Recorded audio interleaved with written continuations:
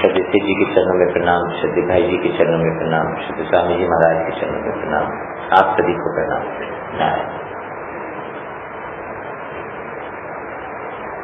कल अपने संत महिमा का सेठ जी का लेख पढ़ रहे थे।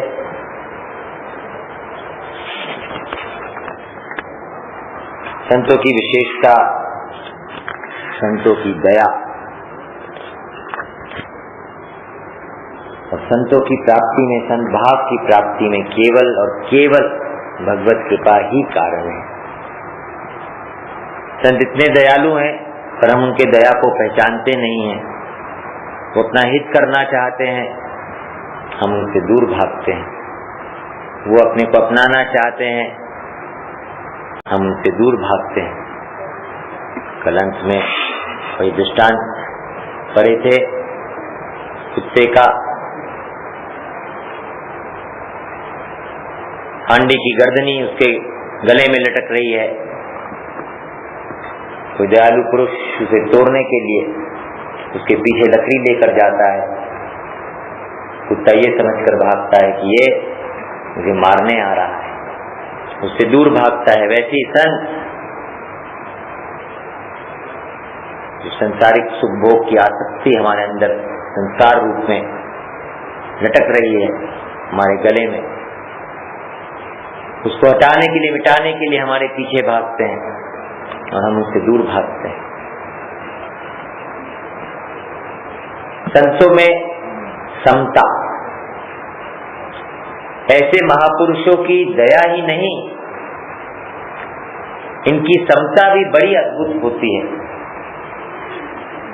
उन्हें यदि कोई समता की मूर्ति कह दे तब भी ये अत्युक्ति नहीं है। भगवान सम है और संतों की भगवान में स्थिति है, इसीलिए वे भी स्वाभाविक ही समता को प्राप्त हैं। जैसे सुख और दुख की प्राप्ति होने पर अज्ञानी पुरुष के शरीर में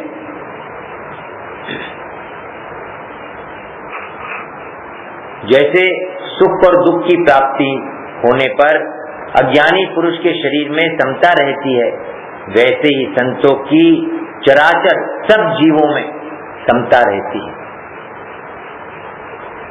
अज्ञानियों के देह में जैसा प्रेम है, क्या संतों का सारे चराचर में वैसा ही प्रेम हो जाता है?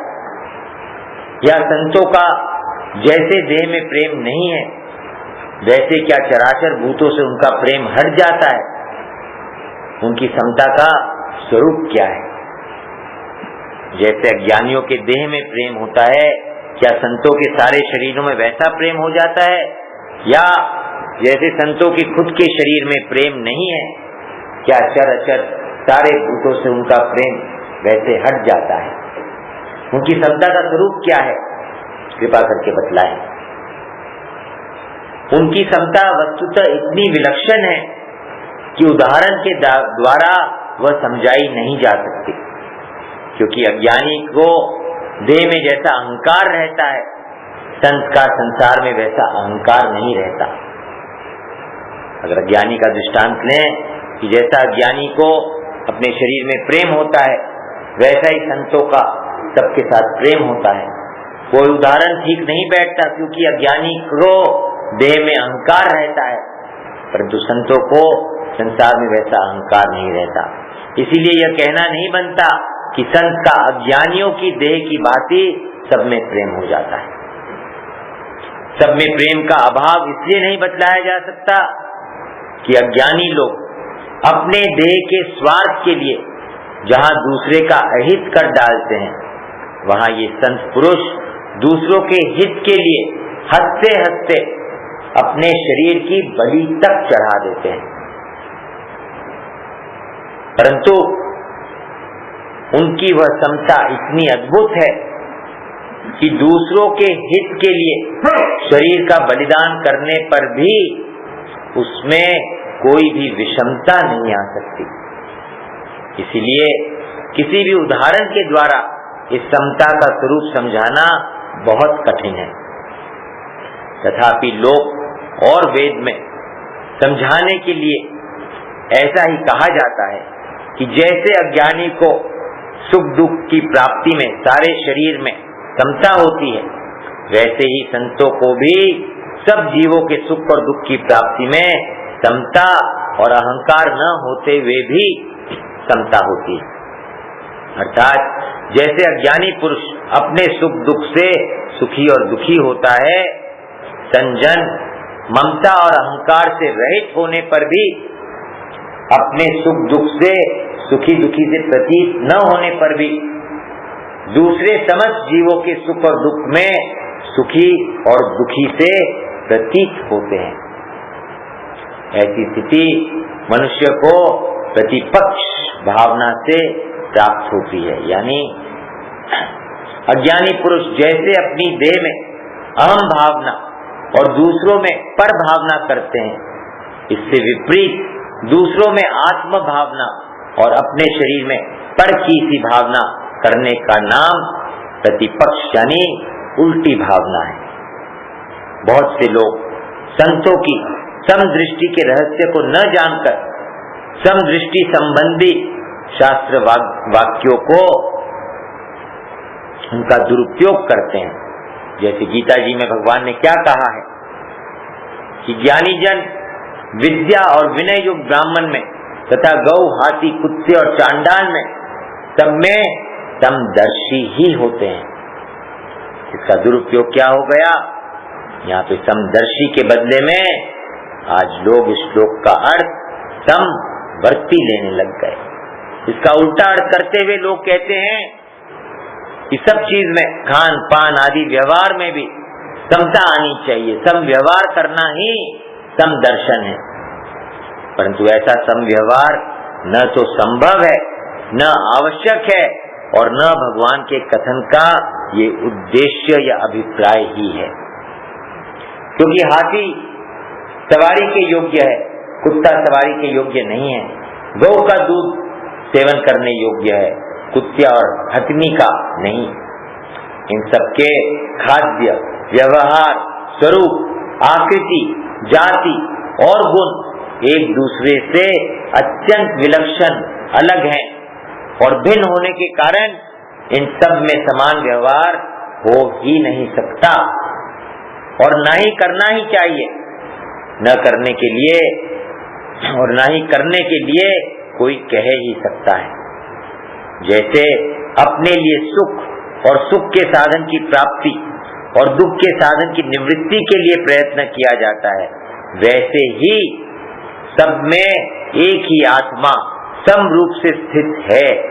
इस बात का अनुभव करते हुए सबके लिए उनका जिस प्रकार से हित हो, सुख से भी अधिक आवश्यक उनका जिसमें हित हो, उसी प्रकार से यथा योग्य व्यवहार करना ही वास्तविक समता है।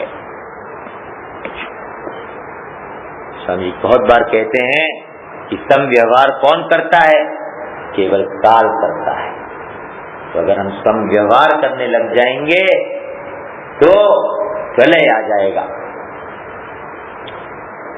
जैसे हम अपने देह में हाथों से ग्रहण करने का, आंखों से देखने का, कानों से सुनने का, इस प्रकार विभिन्न इंद्रियों के द्वारा यथा योग विभिन्न व्यवहार करते हैं, अलग अलग व्यवहार करते हैं, परंतु आत्मीयता की दृष्टि से सब में समता है। अब हाथों के बल से क्या हम चल सकते हैं, कानों से क्या हम देख सकते हैं, आंखों से क्या सुन सकते हैं, नहीं सुन सकते, नहीं देख सकते। वैसे ही सबके साथ यथा योग्य व्यवहार करते हुए आत्मीयता की दृष्टि से सब में समता रहनी चाहिए। शास्त्रीय विषमता व्यवहार में दूषित नहीं है। शास्त्र के अनुसार जो विषम व्यवहार है वो दूषित नहीं है, बल्कि परमार्थ में सहायक है। जिस विषमता से किसी का अहित हो वही वास्तविक विषमता है। विषमता किसे कहते हैं? जिस विषमता से किसी का अहित हो वही वास्तविक विषमता है। ये अपना है, ये पराया है। ये जो भाव है ये विषमता है। किसी के प्रति प्रेम है, किसी से द्वेष है, किसी के प्रति राग है, किसी से द्वेष है, ये विषमता है। व्यवहार तो विषम ही होगा, यथा साध्य यथा योग्य ही व्यवहार होगा। स्त्रियों के अवयव एक से होने पर भी माता, बहन और पत्नी के साथ संबंध के अनुसार ही यथा योग्य विभिन्न व्यवहार करेंगे, एक प्रकार का व्यवहार नहीं करेंगे। यह विषमता शास्त्रीय और न्याय संगत होने से सेवनीय है। क्या स्त्री, बहन और माँ के साथ एक तरह का व्यवहार कर सकते हैं? कदापि नहीं कर सकते।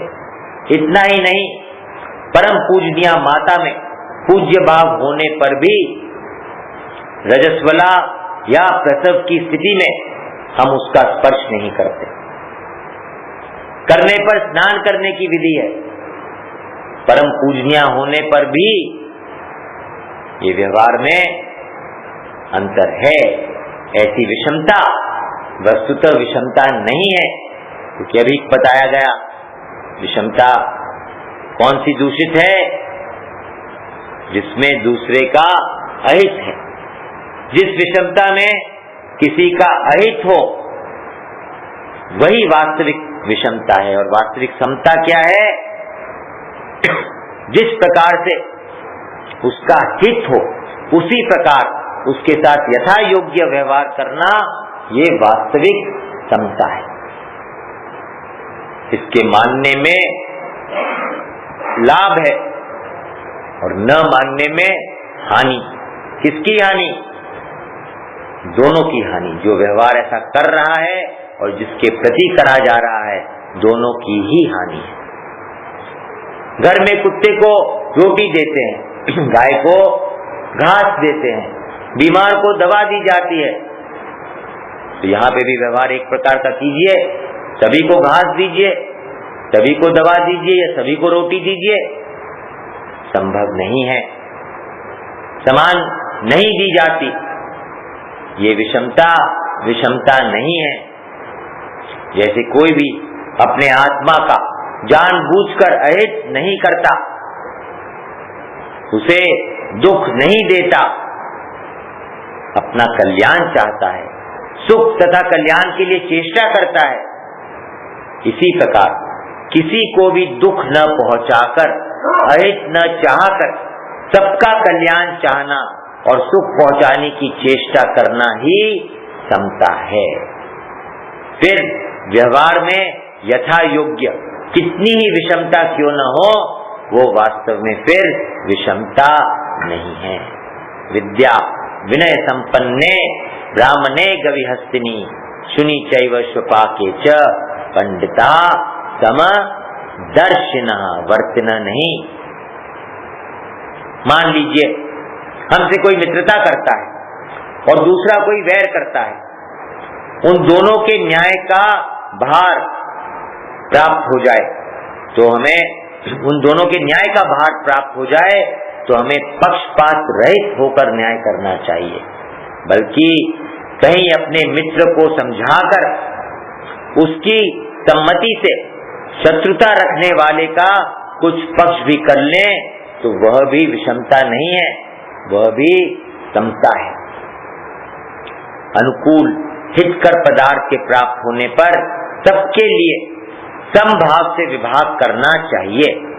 अनुकूल और हितकर पदार्थ के प्राप्त होने पर सबके लिए समभाव से विभाग करना चाहिए, परंतु कहीं दूसरों को अधिक और श्रेष्ठ वस्तु दे दे और स्वयं उससे कम ले ले, निकृष्ट ले ले या बिल्कुल ही ना ले, तो ये जो विषमता देखने में आ रही है वास्तव में विषमता नहीं है। ये विषमता क्यों नहीं है? क्योंकि इसमें किसी का भी अहित नहीं है, बल्कि अपने स्वार्थ का त्याग है। इसी प्रकार विपत्ति और दुख की प्राप्ति में सबके लिए न्याय युक्त सम विभाग करते समय भी यदि कोई दूसरों को बचाकर विपत्ति या दुख अपने हिस्से में ले लिया जाता है तो वह विषमता भी विषमता नहीं है, बल्कि स्वार्थ का त्याग होने के कारण इसमें उल्टा गौरव है। ये परम समता है, वास्तविक समता है। प्रभु में स्थित होने के कारण संत में प्रभु की समता का समावेश हो जाता है। अतएव इस अनोखी समता का पूरा रहस्य तो प्रभु को प्राप्त करने पर ही मनुष्य के समझ में आ सकता है। मान, अपमान, निंदा, स्तुति में भी संत में समता रहती है, किंतु ये आवश्यक नहीं है कि व्यवहार में सब जगह समता का ही प्रदर्शन हो। हृदय में मान और अपमान की प्राप्ति में हर्ष, शोक आदि विकार नहीं होते। निंदा और स्तुति में कोई उन पर असर नहीं पड़ता, मान अपमान में कोई फर्क नहीं पड़ता। तो भीतर की समता रहती है, बाहर व्यवहार में नहीं। बल्कि बहुत बार देखा भी ऐसा जाता है, दो व्यक्ति एक ही प्रश्न करते हैं, संत एक को तो एक उत्तर देते हैं, दूसरे को बिल्कुल उससे विपरीत दूसरा उत्तर दे देते हैं। दोनों जन एक ही काम करते हैं, दो साधक एक काम करते हैं, एक को तो कुछ नहीं कहते और एक को अपने सत्संग में आने से मना कर देते हैं। ये विषमता नहीं है, ये उनके हित के कारण और निस्वार्थ होने के कारण ये समता है। व्यवहार एक प्रकार का नहीं हो सकता। आज की जो पढ़ाई हो रही है कितनी खतरनाक है। साधारण मनुष्यों को निंदा और अपमान की प्राप्ति में जैसा दुख होता है, क्या संतों को वैसा ही स्तुति या मान में होता है? साधारण मनुष्यों को निंदा और अपमान की प्राप्ति में जैसा दुख होता है, क्या संतों को वैसा ही स्तुति या मान में होता है? अथवा स्तुति या मान में लोगों को जैसी प्रसन्नता होती है, संतों को निंदा या अपमान में क्या वैसी ही प्रसन्नता होती है? इन दोनों में से संतों की समता में हार्दिक भाव कैसा होता है? इन दोनों में से संत की समता में हार्दिक भाव कैसा होता है? इन दोनों से ही विलक्षण होता है। अर्थात मान, अपमान और निंदा स्तुति में यथा योग्य न्याय युक्त व्यवहार का भेद होने पर भी उन्हें हर्ष और शोक नहीं होता। तो क्या अपमान और निंदा का प्रतिकार भी संत करते हैं? यदि अपमान या निंदा करने वाले का या अन्य किसी का हित हो तो अवश्य प्रतिकार भी कर सकते हैं। क्या वे मान बढ़ाई प्रतिष्ठा की प्राप्ति को व्यवहार में स्वीकार कर लेते हैं या उनका विरोध ही करते हैं? देश, काल और परिस्थिति को देखकर शास्त्र अनुकूल दोनों ही बातें कर सकते हैं। विरोध करने में किसी का हित होता है तो विरोध करते हैं, और स्वीकार करने में अगर किसी का हित होता है तो न्याय से प्राप्त होने पर स्वीकार भी कर लेते हैं। देश, काल और परिस्थिति को देखते हुए संत जैसा व्यवहार करते हैं, जैसा जिन सिद्धांतों का प्रतिपादन करते हैं, वो देश, काल, परिस्थिति के अनुसार ही करते हैं। आज के देश, काल, परिस्थिति के अनुसार आज के समय में तेज जी स्वामी जी ने किसका प्रतिपादन किया? इसको बिल्कुल भी स्वीकार नहीं करना है, और बल्कि जो इसे स्वीकार करना है उनसे खूब सावधान रहना है। पहले के देश काल में बहुत अच्छे अच्छे संतों का दृष्टांत अपने को मिल जाएगा, जिन्होंने इसको स्वीकार किया है। उस समय, उस देश में, उस काल में, उस परिस्थिति में उसको स्वीकार करना हितकारक था। आज इसकी स्वीकृति में अहित है, इसीलिए संतों ने हमें ऐसा सिद्धांत दिया है, इसीलिए संतों ने ऐसा सिद्धांत का पालन किया है। तब फिर व्यवहार में महापुरुष की पहचान कैसे हो?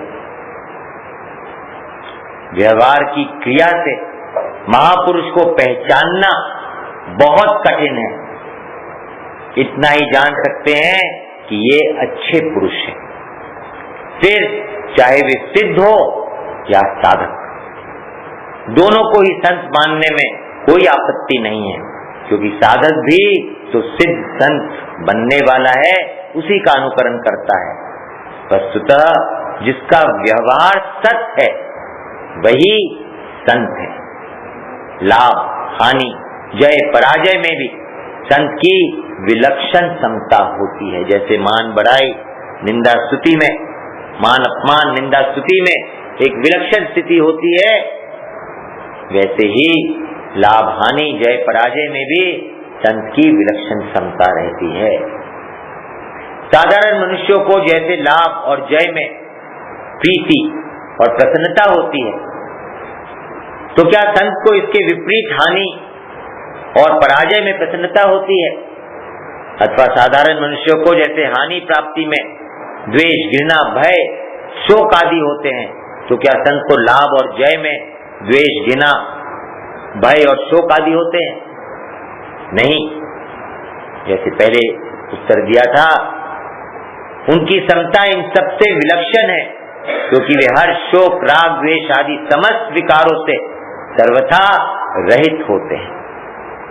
तो ऐसी अवस्था में क्या हानि पराजय होने पर साधारण मनुष्यों की भांति संत का व्यवहार ईर्ष्या और भय का सा भी हो सकता है? यदि संसार का उसमें हित हो या न्याययुक्त मर्यादा की रक्षा हो तो हाँ, हो सकता है, परंतु उनके मन में किसी प्रकार का भी विकार नहीं होता। उनकी मन की स्थिति हम नहीं जान सकते, इसलिए कहते हैं संत को कोई बड़भागी ही पहचान सकता है। संतों को उनकी क्रियाओं को देखकर हम उन्हें पहचान नहीं सकते।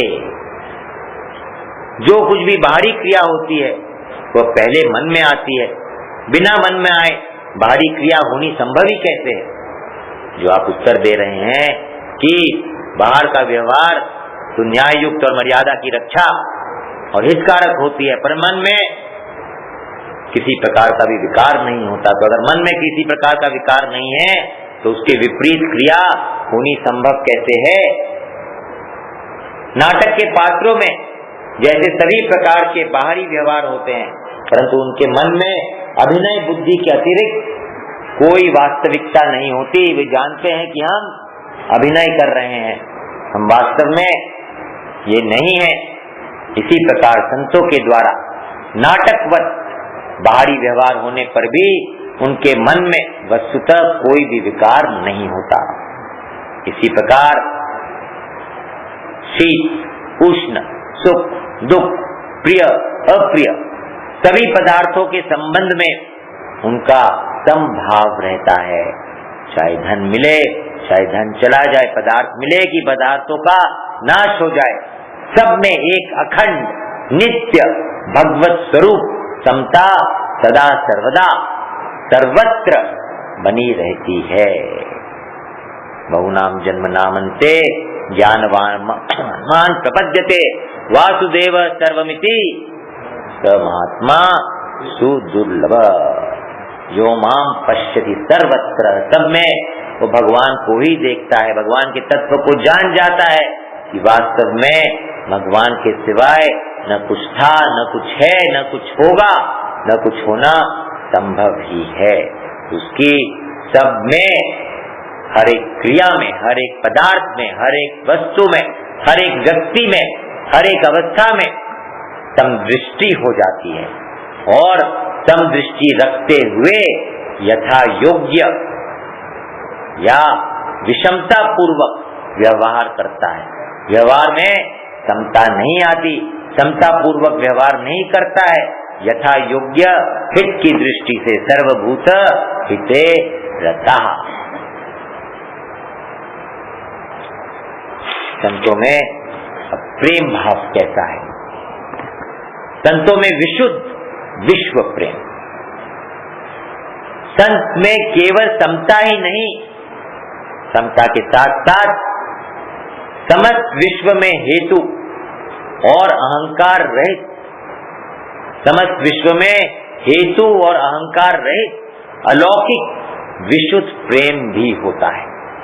जैसे भगवान वासुदेव का सब में अहेतुक प्रेम है, वैसे ही भगवान वासुदेव की प्राप्ति होने पर संत का भी समस्त चर अचर जगत में अहेतुक प्रेम हो जाता है, क्योंकि साधन अवस्था में वह सबको वासुदेव रूप ही समझकर ऐसा अभ्यास करता है। अतः सिद्धावस्था में तो उसके लिए यह बात स्वभाव सिद्ध होनी ही चाहिए, इस बात का तो उसे अनुभव हो जाता है। ऐसा अहेतुक प्रेम भक्ति के साधन से होता है या ज्ञान के साधन से? अधिकतर हमारे मन में एक प्रश्न रहता है, भक्ति और ज्ञान को हम अलग अलग मानते हैं। भक्ति को प्रेम के लिए और ज्ञान को नीरसता, ज्ञान में नीरसता तटस्थता और भक्ति में प्रेम है। यहाँ यही प्रश्न, इसी भाव से प्रश्न है कि ऐसा अहेतुक प्रेम भक्ति के साधन से होता है या ज्ञान के साधन से? सेठ जी उत्तर देते हैं, दोनों में से किसी एक के साधन से हो सकता है। ज्ञान के साधन से भी हो सकता है, भक्ति के साधन से भी हो सकता है। जो भक्ति का साधन करता है वह सब भूतों को ईश्वर समझकर अपने देह और प्राणों से भरकर उनमें प्रेम करता है। जो ज्ञान का साधन करता है वह संपूर्ण भूतों को अपना आत्मा समझकर उनसे देह, प्राण और आत्मा के समान प्रेम करता है। भक्ति का साधन में, भक्ति के साधन में हम सब में, सबको, सब में नहीं, सबको भगवान का साक्षात स्वरूप मान के उनसे व्यवहार करने की आवश्यकता है। भक्ति के साधन में सबको भगवान का स्वरूप समझकर अपने देह प्राणों से भरकर उनमें प्रेम करने की आवश्यकता है। और ज्ञान में संपूर्ण भूतों को अपना ही स्वरूप, अपनी आत्मा, उनसे देह, प्राण और आत्मा के समान प्रेम करने की आवश्यकता है। जब अपने देह के समान प्रेम करना या अपने देह, प्राण और आत्मा के समान प्रेम करना, ये ज्ञान का साधन हुआ। और देह और प्राणों से बढ़कर प्रेम करना, ये भक्ति का साधन हुआ। प्राण जाए पर दूसरों का अहित न हो, दूसरों से प्रेम करें। जैसे एक अज्ञानी मनुष्य का अपने शरीर, घर, स्त्री, पुत्र, धन, जमीन आदि में प्रेम होता है, क्या संत पुरुष का सारे विश्व में वैसा ही प्रेम होता है? नहीं।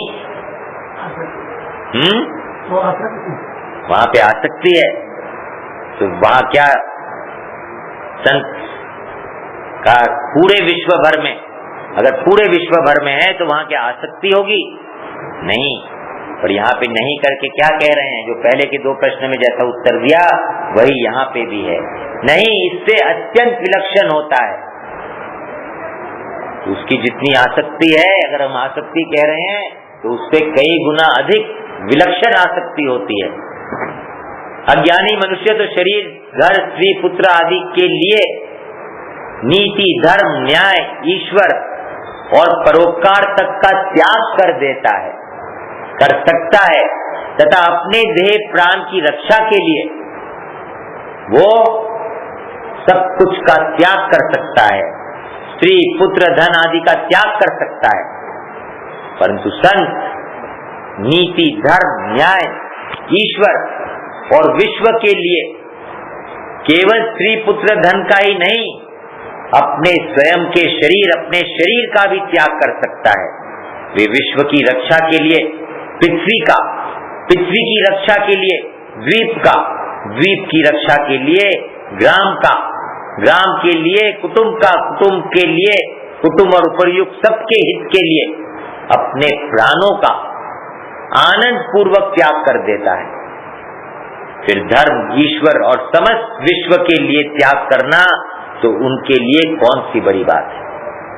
जैसे अज्ञानी मनुष्य अपने आत्मा के लिए सबका त्याग कर देता है, वैसे ही संत पुरुष धर्म, ईश्वर और विश्व के लिए सब कुछ त्याग कर देते हैं, अपने प्राणों तक का त्याग करने को तैयार रहते हैं, क्योंकि धर्म, ईश्वर और विश्व ही उनका आत्मा है। उनका आत्मा क्या है? धर्म, ईश्वर और विश्व ही उनका आत्मा है। परंतु अज्ञानी का जैसे देह में अहंकार और स्त्री पुत्र आदि में स्वार्थ, मतलब होता है, वैसा संत का अहंकार और ममत्व नहीं होता। जैसा अज्ञानी का अहंकार और ममता होता है, ममत्व होता है, वैसा संत का अहंकार और ममत्व कहीं पे भी नहीं होता। उनका सब में हेतु रहित, विशुद्ध और अत्यंत अलौकिक, अपरिमित प्रेम होता है। भक्ति मार्ग पर चलने वाले भक्त का संपूर्ण चराचर में प्राणों से भरकर अत्यंत विलक्षण प्रेम क्यों और कैसे हो जाता है?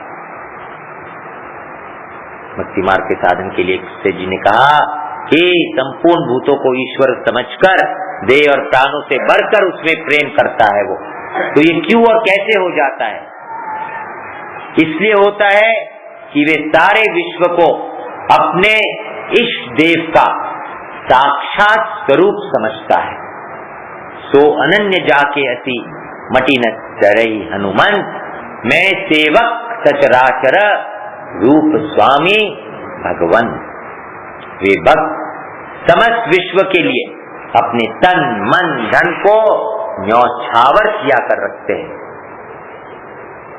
अपनी चीजें स्वामी के काम में आती देखकर वे इस भाव से बड़े ही आनंदित होते हैं कि स्वामी ने कृपा पूर्वक हमको और हमारी वस्तुओं को अपना लिया है।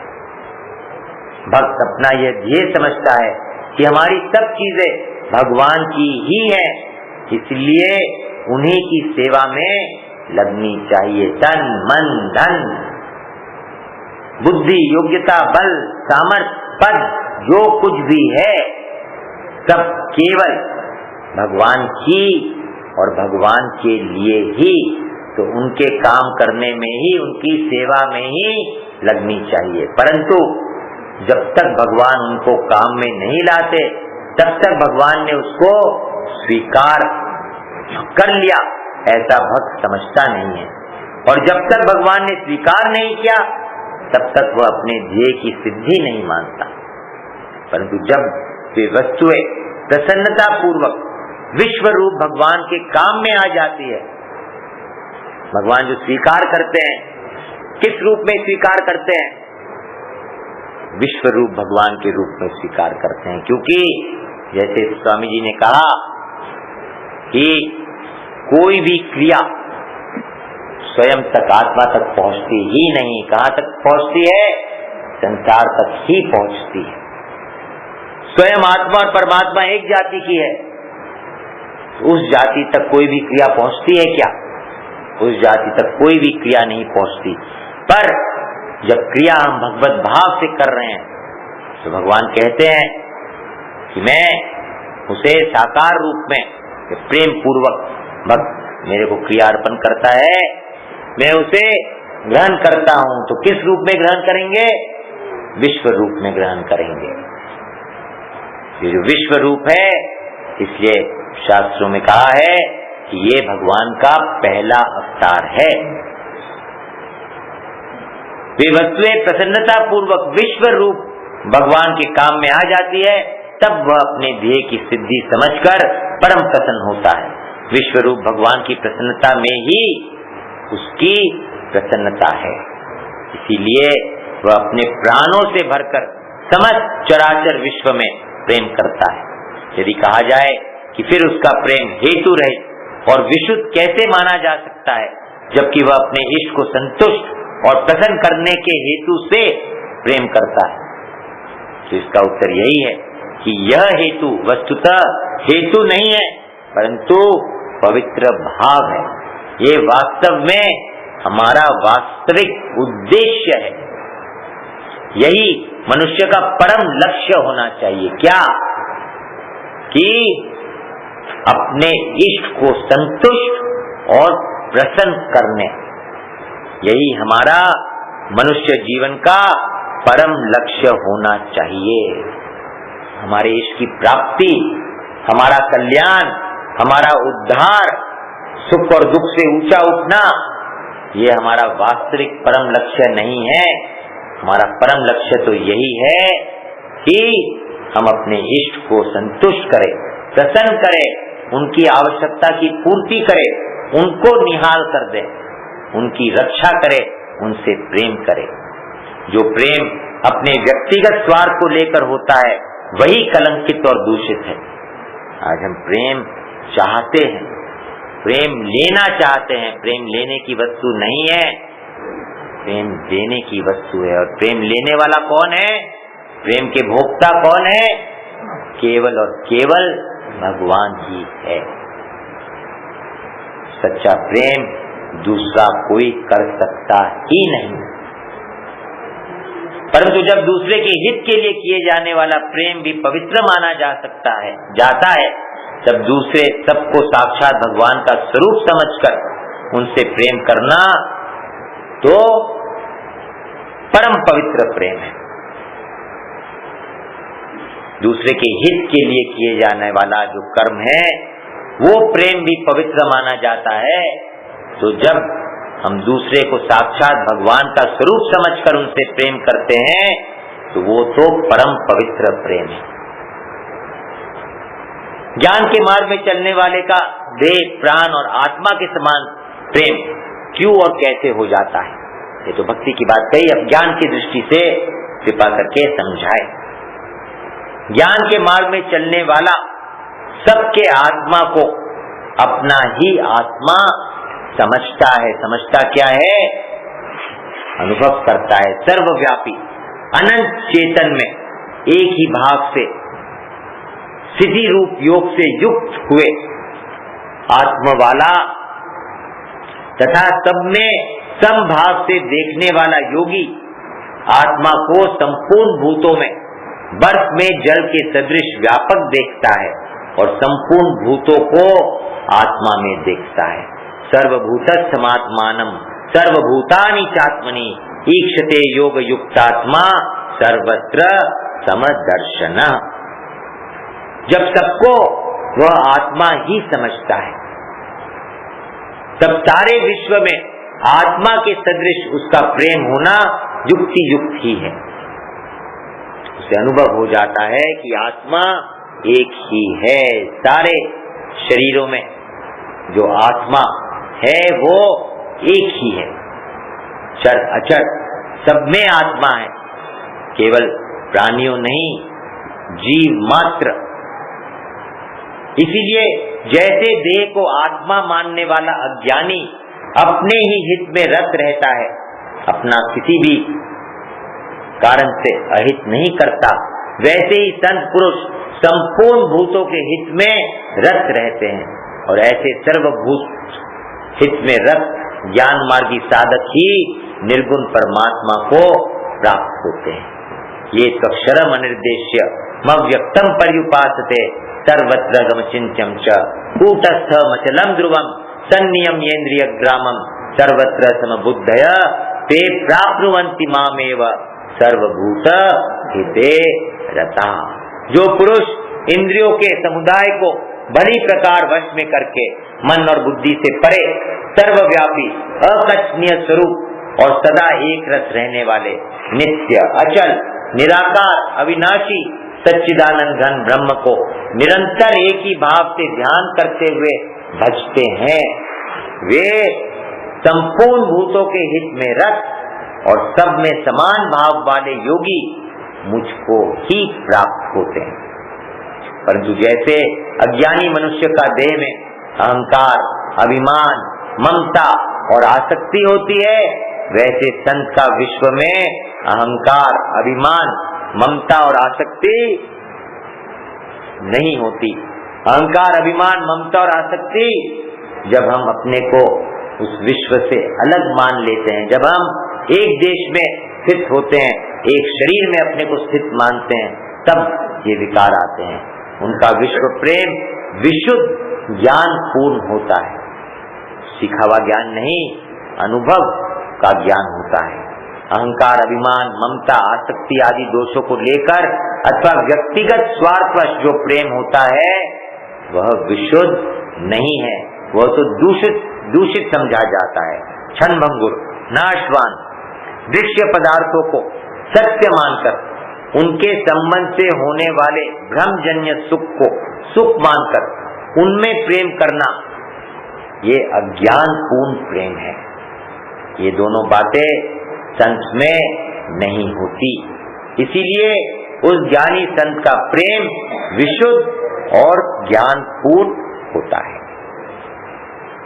जैसे भक्त संपूर्ण विश्व को साक्षात अपना इष्ट देव भगवान समझकर काम करने पर विश्व हित के लिए प्रसन्नता पूर्वक अपने संपूर्ण ऐश्वर्य सहित अपने आप को बलि वेदी पर चढ़ा देता है, क्या ज्ञान मार्ग पर चलने वाला भी अवसर आने पर ऐसा ही करता है? हाँ, वो भी ऐसा कर सकता है, क्योंकि प्रथम तो उसकी दृष्टि में ऐश्वर्य और देह का कोई मूल्य ही नहीं है, और दूसरे अज्ञानी मनुष्य ऐश्वर्य और देह को आनंददायक मानकर मूल्यवान समझते हैं।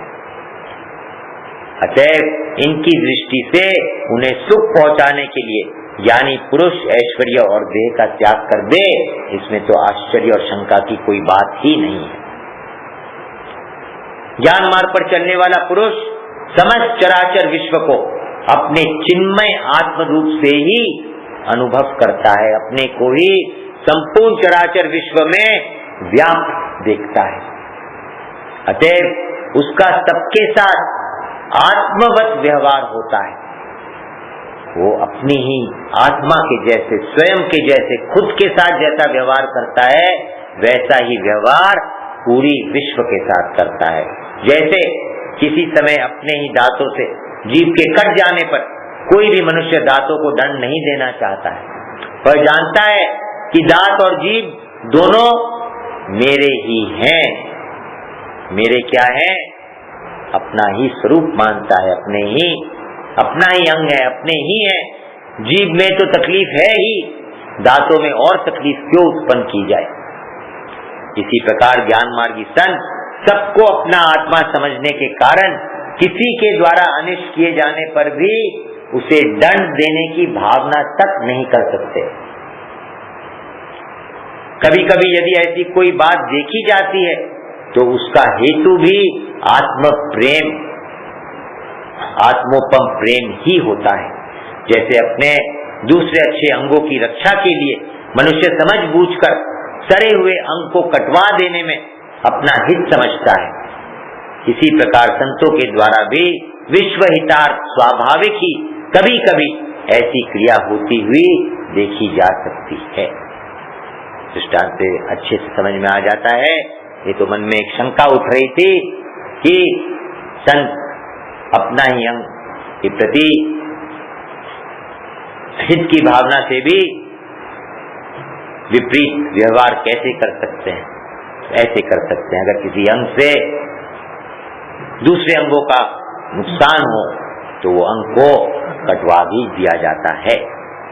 संत के उपयुक्त विश्व प्रेम का तत्व और रहस्य बड़ा ही गहन है, बड़ा ही विलक्षण है। वास्तव में जो संत होते हैं वे ही इसको जानते हैं। ऐसे संतों के गुण, आचरण, प्रभाव और तत्व का अनुभव, उनका संग और सेवन करने से, उनका संग और सेवन का अर्थ क्या है? उनके सिद्धांतों का पालन, उनके नियमों का पालन करने से ही हो सकता है। उनकी जीवन चर्या को देखने से, पढ़ने से हम अपनी बुद्धि से उनको समझते हैं। वास्तव में उनके जीवन में जो विलक्षणता है वो विलक्षणता कब समझ में आएगी, कब अनुभव में आएगा? जब हम उनके सिद्धांतों का कटिबद्ध होकर अक्षरशः पालन करेंगे, तब हम उनको समझ सकेंगे। तेज जी स्वामी जी ने अपने जीवनी लिखने का इतना कड़ा निषेध क्यों किया है? यही कारण है। उनकी जीवन की घटनाओं से हम प्रेरणा तो लेते हैं, पर उन घटनाओं का रहस्य को हम जानते नहीं है, उसके तत्व को हम जानते नहीं है, उसको हम समझ नहीं सकते हैं। और विलक्षण घटनाएं अधिकतर हमारी बुद्धि चमत्कारों पर ही जाती है। हम चमत्कार को देखते हैं, चमत्कार को ही हम बड़ा मानते हैं और वहीं हम अटक जाते हैं। शिव जी ने कहा कि मेरी जीवनी लिखनी है तो सबसे पहले मेरे में जो कमियां हैं सबसे पहले उसका उल्लेख करो, वो लिखो। अगर जीवनी लिखनी है तो जीवनी में पूर्ण सत्यता होनी चाहिए। हम केवल अच्छी अच्छी बातों को छापते हैं तो ये असत है, असत का प्रचार है।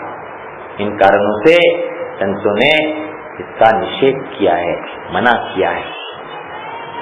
संतों के आचरण और उपदेश, ऐसे संत महात्माओं के आचरण अनुकरणीय है या उपदेश की जो बात कर रहे थे आ ही गया।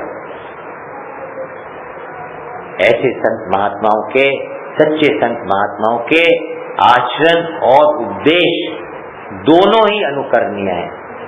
उनके आचरण और उपदेश में अंतर नहीं होता। उनका उपदेश आचरण के द्वारा ही होता है। जो उपदेश देते हैं पहले आचरण करते हैं फिर उपदेश देते हैं। उपदेश दे के आचरण में नहीं लाते। केवल आचरण और उपदेश ही क्यों, उनके तो एक एक गुण को अपने हृदय में भली भांति धारण करना चाहिए। स्वामी जी भक्त चरित्र का बहुत महिमा करते हैं। भक्त चरित्र को पढ़ना चाहिए। भक्त चरित्र से को पढ़कर उसमें विशेषता क्या है, उसमें ध्यान अपना किस बात पर जाना चाहिए, उनके जीवन पर जाना चाहिए। जीवन पर मतलब उनकी जीवनी कैसी थी, उनके जीवन में क्या घटनाएं घटी, वो तो गौण है। उनकी जीवन से हमें क्या शिक्षा लेनी है, हमें अपना जीवन उनके जीवन की तरह बनाना है। ये है भक्त चरित्र पढ़ने का उद्देश्य, न कि उनके जीवन की घटनाओं को देखना, न कि उनके जीवन में भगवान ने कैसी कृपा की, उस कृपा को देखकर फलीभूत हम हो जाते हैं। नहीं, उनका जीवन कैसा था वैसा जीवन अपने को बनाना है। ये है भक्त चरित्रों का उद्देश्य। हाँ, यदि आचरण और उपदेश में भिन्नता प्रतीत हो, वैसे तो उनके आचरण और उपदेश में भिन्नता नहीं होती, पर अपने उस आचरण का रहस्य न समझने के कारण हमारी दृष्टि में हमें भिन्नता दिखती है। तो अगर वो भिन्नता प्रतीत हो तो वहां पे किसको मुख्यता देनी है? वहां पे बिल्कुल भी नहीं,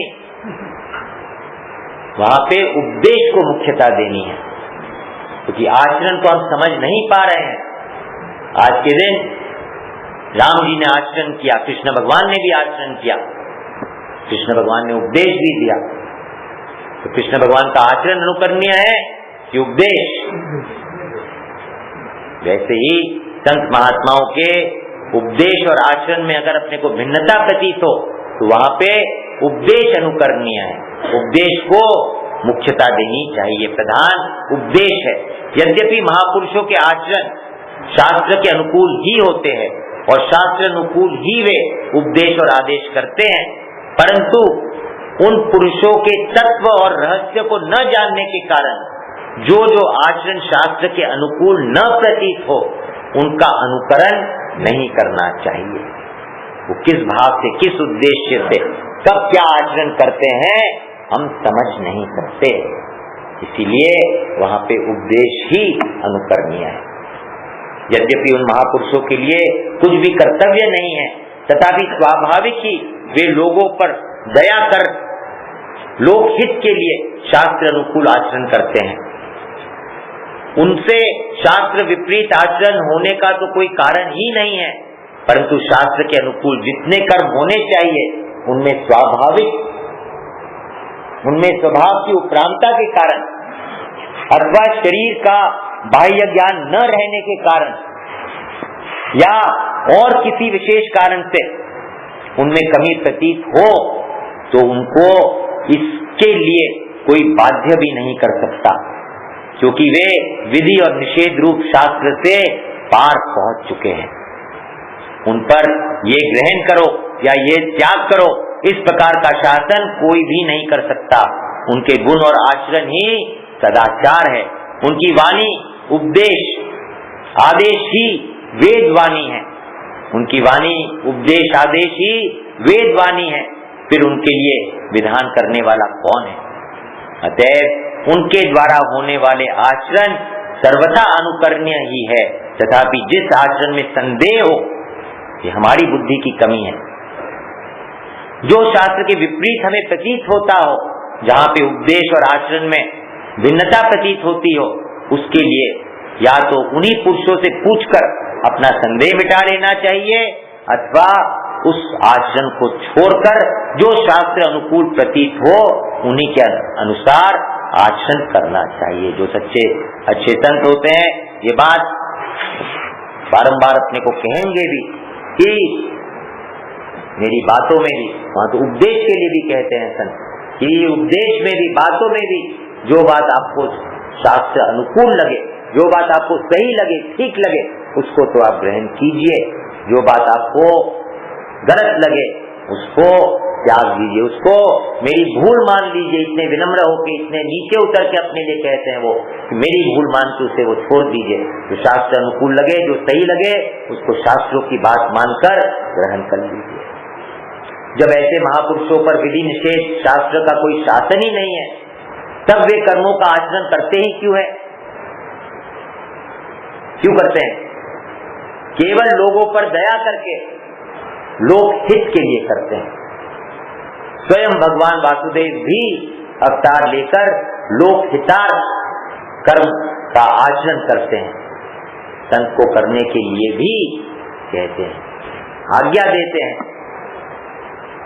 क्यों? क्योंकि श्रेष्ठ पुरुष जो जो आचरण करता है, अन्य पुरुष भी वैसा वैसा ही आचरण करते हैं। वह जो जो प्रमाण कर देता है, समस्त मनुष्य समुदाय उसी के अनुसार बरतने लग जाता है। हे अर्जुन, मुझे तीनों लोकों में न तो कुछ कर्तव्य है, न कोई भी प्राप्त करने योग्य वस्तु अप्राप्त है, पर फिर भी मैं कर्म में ही बरतता हूँ। यद्यदाचरति श्रेष्ठ सत्य देवे चरो जना स यत् प्रमाणम कुरुते लोकस्तदनुवर्तते। न मे पार्थास्ति कर्तव्य, मेरा कोई कर्तव्य नहीं है। त्रिषु लोकेषु किंचन नानवाप्तव्यम वर्त एव च कर्मणि। भगवान ने इस आदर्श के अनुसार यदि संत पुरुष, भगवान की इस आदर्श के अनुसार यदि संत पुरुष आचरण करे तो इसमें उनका गौरव है और लोगों का परम कल्याण है। और इसीलिए संतों के द्वारा स्वाभाविक ही लोग हितकर कर्म होते हैं। वो करते नहीं है, वो होते हैं। ऐसे संतों का जीवन लोगों के उपकार के निमित्त ही होता है। जो सच्चे संत होते हैं, कारक पुरुष के रूप में जो जन्म लेते हैं, वो उनका जीवन क्या, उनका जन्म ही लोगों के उपकार के निमित्त से होता है। अतएव लोगों को भी इस प्रकार के संत बनने के लिए भगवान की शरण होकर पद पद पर भगवान की दया का दर्शन करते हुए हर समय प्रसन्न चित्त रहना चाहिए। ऐसा संत बनने के लिए भगवान की शरण होकर पद पद पर भगवान का दया का दर्शन करते हुए हर समय प्रसन्न चित्त रहना चाहिए। एक और बात यहाँ पे मन में आ रही है, ऐसे जो संत पुरुष अपने को मिल गए हैं, उनके सिद्धांतों का पालन करना चाहिए, उनके नियमों का पालन करना चाहिए, उनके जीवन के अनुसार अपना जीवन बनाना चाहिए। भगवान को यंत्री मानकर अपने को उनके समर्पण करके उनके हाथ का यंत्र बनकर उनके ही आज्ञा के अनुसार चलना चाहिए। भगवान की शरण होने का अर्थ क्या है? उनकी आज्ञा का पालन करना, संतों के सिद्धांतों की रक्षा करनी, आज्ञा अनुसार चलना चाहिए। और ये याद रखना चाहिए कि इस प्रकार अपने आप को भगवान के अर्पण कर देता है, उसके सारे आचरण भगवत कृपा से भगवान के अनुकूल ही होते हैं। स्वामी कहते हैं, हम जब लिखना सीखते हैं, अगर गुरु जी के हाथ में अपना हाथ दे दें तो क्या फिर लिखने में भूल हो सकती है? नहीं हो सकती। तो वैसे ही हम भगवान के शरण हो जाते हैं, भगवान के हाथ के यंत्र बन जाते हैं, कठपुतली बन जाते हैं, तो फिर भूल होना असंभव है। यही शरणागति की कसौटी है। यही शरणागति की कसौटी है कि उसके सारे आचरण भगवत कृपा से भगवान के अनुकूल ही होते हैं। इस शरणागति से ही भगवान की अनंत दया का दर्शन होता है और भगवान की दया से ही देवताओं के द्वारा भी पूजनीय परम दुर्लभ संत भाव की प्राप्ति होती है। केवल देवताओं के द्वारा पूजनीय नहीं, भगवान कृपा करके ये संत भाव देते हैं और फिर भगवान ही कहते हैं ये मेरे मुकुटमणि हैं, इनका मैं ऋणी हूँ और मैं इस ऋण से मुक्त भी नहीं होना चाहता हूँ। ऐसे दयालु भगवान हैं। ऐसे संतों का हमें संग मिला है। स्वामी जी कहते हैं 84 लाख योनियों में मनुष्य शरीर अति दुर्लभ है और मनुष्य शरीर पाकर ऐसा सत्संग, ऐसे संतों का संग, वो उससे भी अनंत गुना दुर्लभ है।